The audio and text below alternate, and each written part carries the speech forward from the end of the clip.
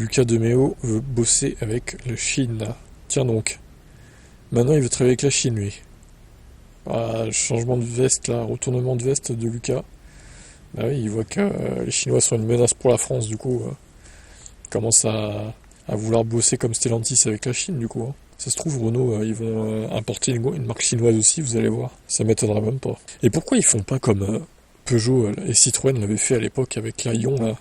Pourquoi ils importent pas une voiture chinoise?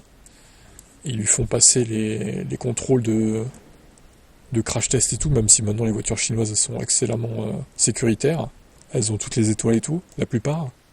Et pourquoi ils font pas ça? Ils la rebadgent Renault ou Dacia, du coup, comme l'avait fait, du coup, c'était avec Mitsubishi, Peugeot et Citroën à l'époque. La Mitsubishi i-MiEV, c'était des Ion et C0, quoi. Mais en vrai, ils pourraient, hein. Les Européens doivent nouer un dialogue avec la Chine et se connecter à l'écosystème chinois pour en tirer le meilleur dans un esprit de compétition. Et de coopétition. Waouh! C'est donc un mélange de coopération et compétition, quoi. J'avais jamais entendu ce terme. Je sais pas si vous l'avez déjà entendu, ça me choque. Mais bon, admettons. Jamais notre industrie n'a eu autant besoin d'ouverture et d'esprit d'équipe. C'est une opportunité que nous ne pouvons pas rater. Nous devons apprendre de nos expériences et les imiter quand ils sont meilleurs que nous.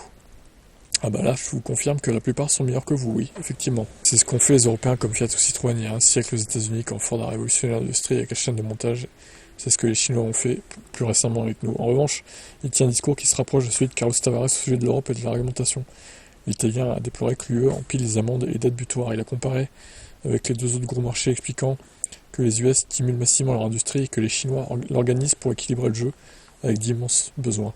Ouais, mais en Chine, ils sont tellement pollués qu'ils sont obligés de passer aux voitures électriques.